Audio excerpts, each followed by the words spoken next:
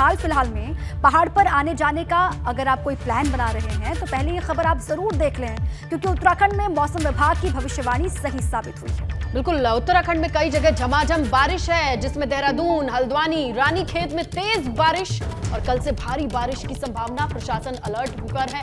चारधाम यात्रियों को भी परेशानी हो सकती है। चारधाम यात्रा को लेकर पर्यटन विभाग अलर्ट पर है, क्योंकि वहां रजिस्ट्रेशन पहले से होते हैं तो यात्रियों का आना तय है, लेकिन मौसम के साथ उनको परेशानी ना हो इसलिए पर्यटन विभाग चौकन्ना चल रहा है, व्यवस्थाओं को दुरुस्त करके चल रहा है। लेकिन अगर आप अभी घर से निकल रहे हैं, आगे बढ़ने की सोच रहे हैं, तो एक हेल्पलाइन है, टोल फ्री नंबर है, उस पर कॉल करके मौसम विभाग की जानकारी, फोरकास्ट, पूर्वानुमान को बहुत फोकस करके देखिएगा या सुनिएगा, क्योंकि मौसम विभाग की अब तक की भविष्यवाणी सटीक साबित हुई है और फिर से ये फोरकास्ट आया है कि कहीं बारिश तो कहीं ज्यादा बारिश होगी।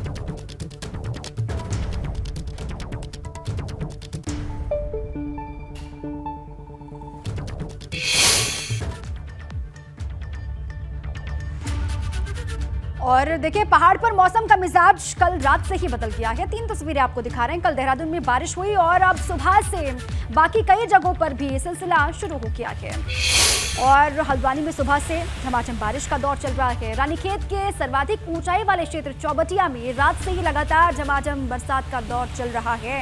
ये 3 तस्वीरें आपके सामने हैं, लेकिन आज के लिए भी मौसम विभाग ने अलर्ट जारी किया है। जोरदार बारिश हो सकती है।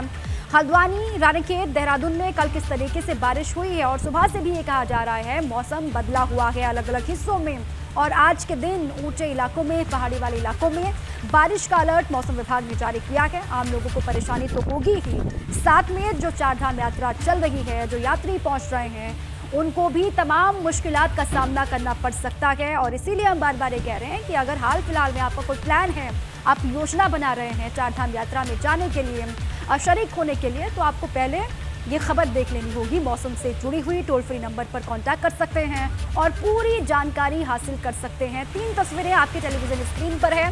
बारिश का दौर किस तरीके से चल रहा है, ये मैदानी इलाकों की तस्वीर है। पहाड़ी इलाकों में इससे भी जोरदार बारिश हो रही है।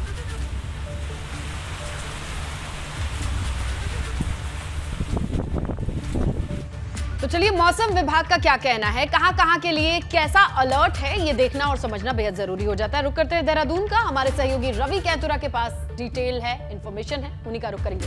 रवि, ये बताइए मौसम विभाग का क्या कहना है, किन किन क्षेत्रों में ज्यादा बारिश की संभावना जताई जा रही है और कहां ठीक ठाक ही बारिश होगी, प्रशासन की क्या तैयारी है इस फोरकास्ट के मद्देनजर, ये हम समझेंगे रवि से। जी रवि। बिल्कुल स्नेहिता, देखिए जो डिस्ट्रिक्ट है उत्तरकाशी, चमोली, पिथौरागढ़, रुद्रप्रयाग और टिहरी, ये इन डिस्ट्रिक्ट्स में भारी बारिश की जो अलर्ट है वो जारी है और ऐसे में ये 21 तारीख तक है, यानी कि 21 तारीख तक इन डिस्ट्रिक्ट में भारी बारिश हो सकती है कहीं कहीं। ऐसे में जो अन्य प्रदेश के अगर हम बात करें अन्य डिस्ट्रिक्ट की, तो वहाँ पर भी बारिश की संभावना है, जहाँ पर हल्की बौछारें पड़ सकती हैं। मैदानी इलाकों में बात करें तो देहरादून, हरिद्वार, नैनीताल, उधम सिंह नगर, यानी कि पूरे प्रदेश में ही बारिश की संभावना है, लेकिन जो अंदर के डिस्ट्रिक्ट हैं वहाँ पर ज़्यादा बारिश हो सकती है। चारधाम को अगर देखें तो रुद्रप्रयाग, चमोली और उत्तरकाशी, इन 3 जिलों में चारधाम है और इन 3 जिलों में बारिश का ज़्यादा अलर्ट है। तो ऐसे में जो यात्री इस वक्त चारधाम में आ रहे हैं उनको ये सलाह दी गई है कि वो जब भी आएँ तो उनके लिए जो टोल फ्री नंबर जारी किए गए हैं उस पर रूट की जानकारी ले लें और जब वो पहुंच रहे हैं तो आगे मौसम किस तरीके का है ये फोरकास्ट देखकर भी ज़रूर जो है यात्रा पर आए।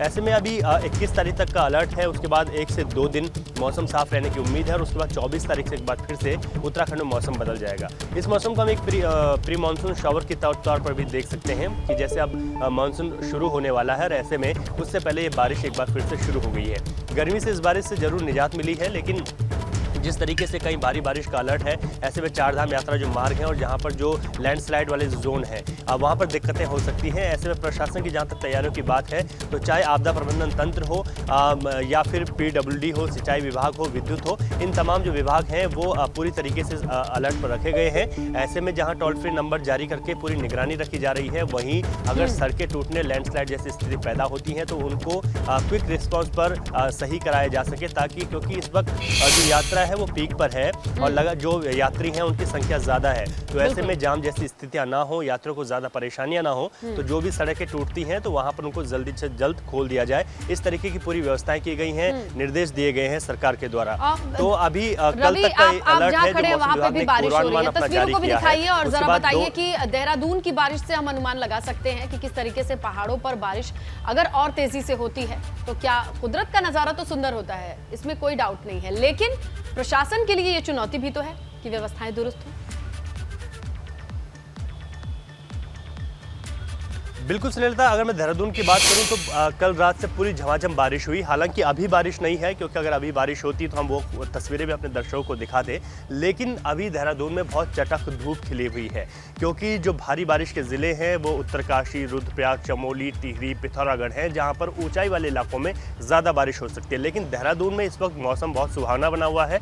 पूरी रात की अगर मैं बात करूं तो कंटिन्यू बारिश हुई है और झमाझम बारिश जो है पूरे देहरादून शहर में और उसके आसपास के इलाकों में देखने को मिली है।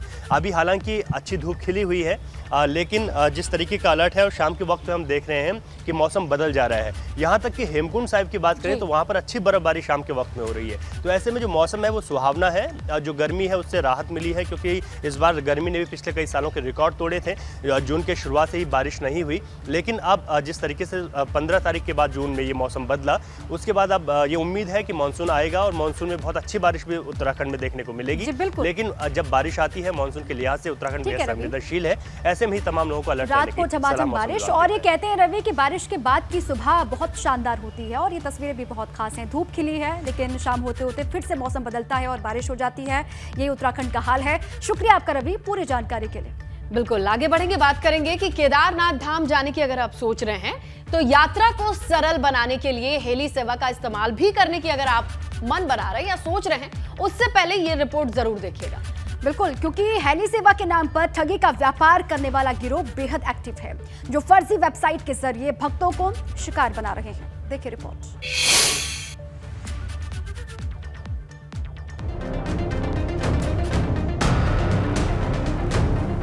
बाबा केदार के धाम जाने के लिए भक्तों की लंबी कतार जो बाबा केदार के दर्शन करना चाहती है, जिसके लिए उत्तराखंड सरकार की तरफ से खासा इंतजाम किया गया। पैदल मार्ग के साथ साथ हेली सेवाएं भी चल रही हैं, लेकिन केदारनाथ यात्रा पर कुछ लोगों की बुरी नजर पड़ गई, जो लगातार भक्तों को ठगने का काम कर रहे हैं। दरअसल केदारनाथ यात्रा पर जाने वाले भक्तों की तरफ से पुलिस में ब्लैक टिकटिंग की शिकायत दर्ज करवाई गई। केदारनाथ धाम में 9 एविएशन कंपनियां कार्यरत हैं। हेली सेवा के लिए भक्तों को लंबा इंतजार करना पड़ रहा है, जिसके बाद टिकट ब्लैक करने वाला गिरोह सक्रिय हो चुका है। फर्जी वेबसाइट के जरिए ठगी का ये व्यापार किया जा रहा है। लगातार जब से ये यात्रा शुरू हुई है, पुलिस को कंप्लेंट्स मिल रही हैं कि कुछ लोगों के द्वारा कुछ ऑनलाइन और कुछ ऑफलाइन तरीके से एजेंट्स के द्वारा इसमें चीटिंग की जा रही है। तो इस संबंध में अभी तक हमारे द्वारा 5 मुकदमे दर्ज कर लिए गए हैं, जिनमें से 2 में गिरफ्तारी हो चुकी है। एक मामला अभी STF में ट्रांसफ़र कर दिया गया है इन्वेस्टिगेशन के लिए, बाकी हमारी कार्यवाही जारी है। दरअसल केदारनाथ धाम के लिए गौरीकुंड से करीब 18 किलोमीटर पैदल यात्रा करनी पड़ती है, जिसे आसान बनाने का काम हेली सेवा करती है। भक्तों की भीड़ होने की वजह से टिकट ब्लैक करने वाले गिरोह सक्रिय हुए थे, जिन पर लगाम लगाने का काम पुलिस कर रही है, तो वही STF मामले की जांच कर रही है। ABP गंगा के लिए रुद्रप्रयाग से रोहित डिमरी की रिपोर्ट। देखिए, विश्व योग दिवस के मौके पर प्रधानमंत्री नरेंद्र मोदी के साथ योग करने वाली दीपा गिरी के परिवार से ABP गंगा ने खास बातचीत की।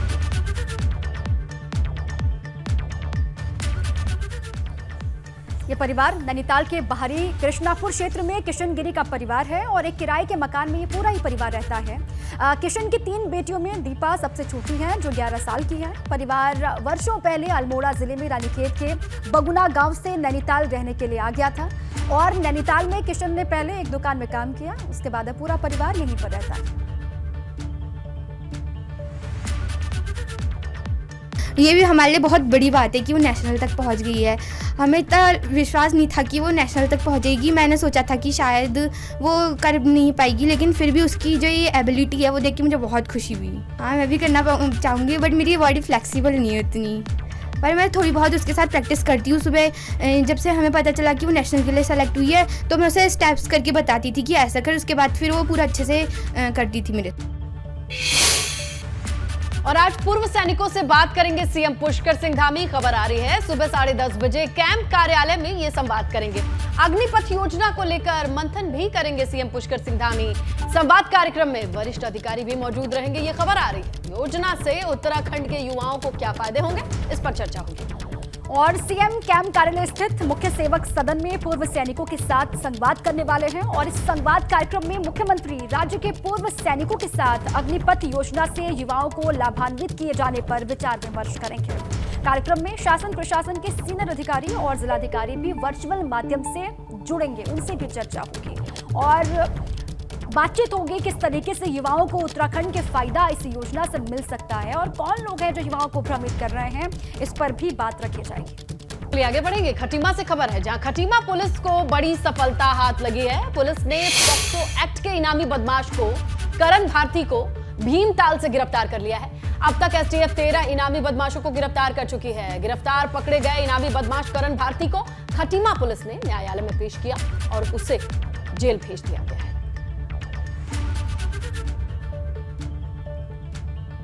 ये कोतवाली में पहले मुकदमा दर्ज हुआ था ये पॉक्सो एक्ट में, और इसमें एक मुलजिम था जो काफ़ी समय से खड़ा था, इसको पुलिस द्वारा पकड़ लिया गया है, मुलजिम कार्रवाई की जाएगी।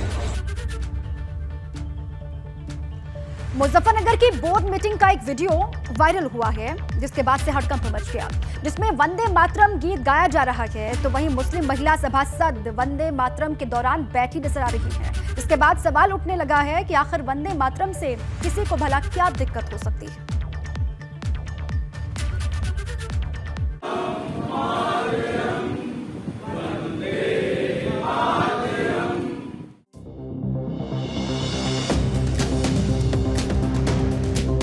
मुजफ्फरनगर बोर्ड बैठक की कार्रवाई का आगाज था। हर सभासद अपनी अपनी जगह खड़ा हुआ था। देश को समर्पित वंदे मातरम गीत से गूंजायमान था सदन।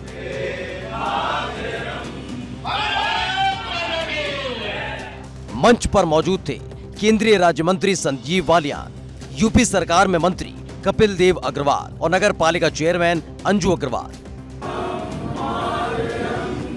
वंदे मातरम के सुर हर एक शख्स की जुबान पर थे, लेकिन 6 मुस्लिम महिलाएं अपनी जगह पर बैठी रहीं।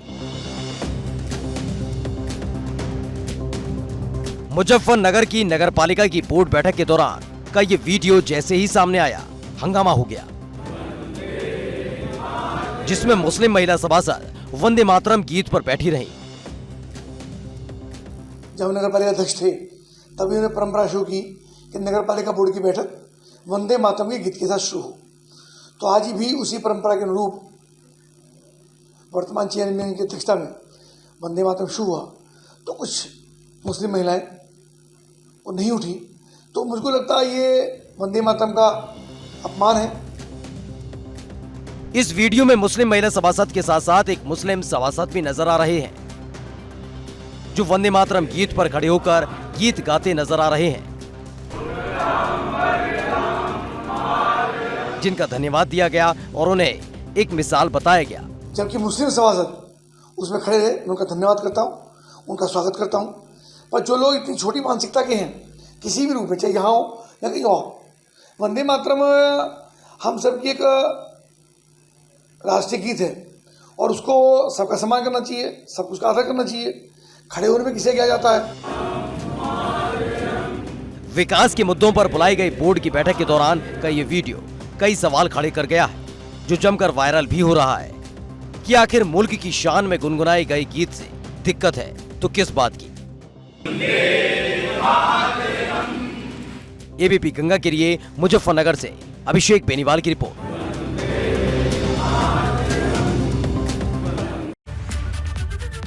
और देखिए 21 जून को अंतर्राष्ट्रीय योग दिवस है और इसकी तैयारियां चल रही हैं, लेकिन इन सब के बीच दिखाने जा रहे योग की वो अद्भुत क्रियाएं जो आपने पहले कभी नहीं देखी होंगी। जमीन पर बैठकर योग आसन करना मुश्किल नजर आता है, लेकिन आगरा के रहने वाले हरेश चतुर्वेदी पानी में योग करते हैं।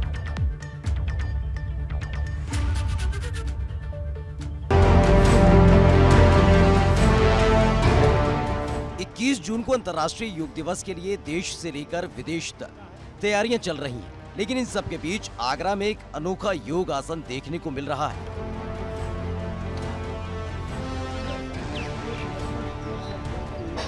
जिस पानी की सतह पर तैरना भी हर किसी के लिए मुश्किल होता है, उस पानी में सहज भाव से योग करते हैं हरेश चतुर्वेदी।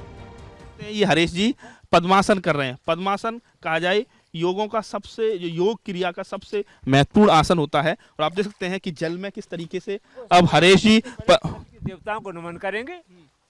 ओम सूर्य देवाय नमः, ओम पृथ्वी माताय नमः, ओम पाताय नमः, ओम आकाशाय नमः, ओम पवन देवताय नमः।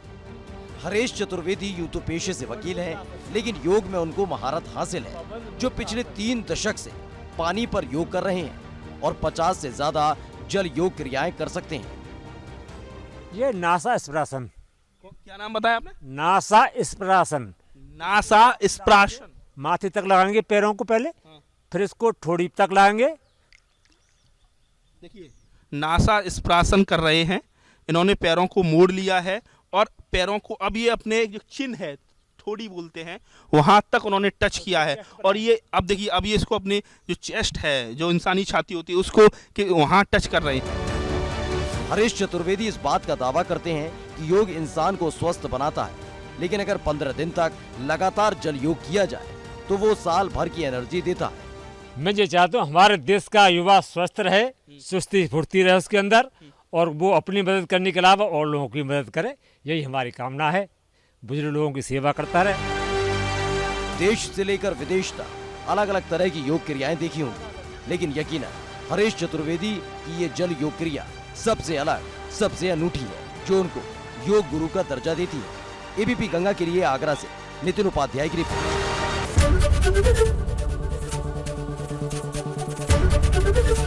एबीपी गंगा, खबर आपकी, जुबान आपकी।